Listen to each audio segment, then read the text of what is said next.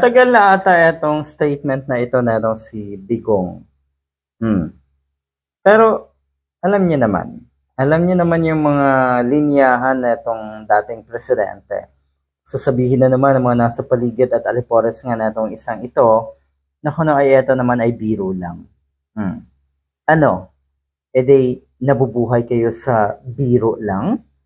Katulad nung pamumuhay nyo na, nasa kadiliman. Ibig sabihin, puro fake news din ang inyong mga pinaniniwalaan. Katulad ng ganito na puro joke ang inyong rason sa mga statement ni Digong pag hindi maganda. Pag positibo, puring-puri kayo. Ayan. So, eto daw.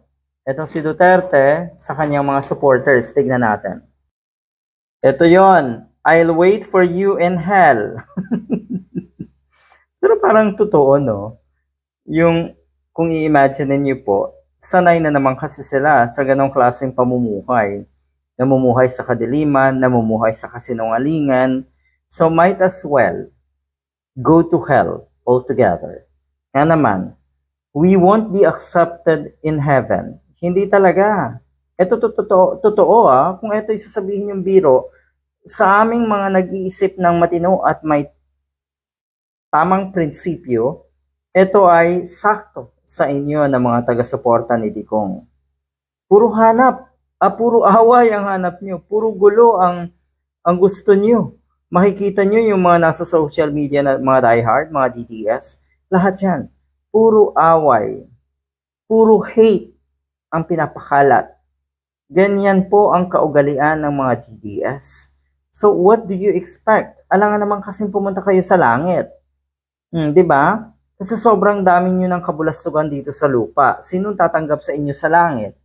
Let's be frank.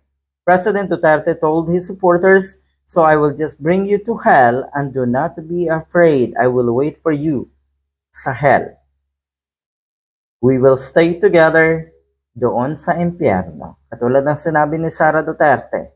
'Di ba? Kahit sa Senado, ito po ay nabanggit din natin si Duterte. Ano ito? Nabubuhay talaga kayo sa mga jokes, sa pagbibiro netong puon nyo?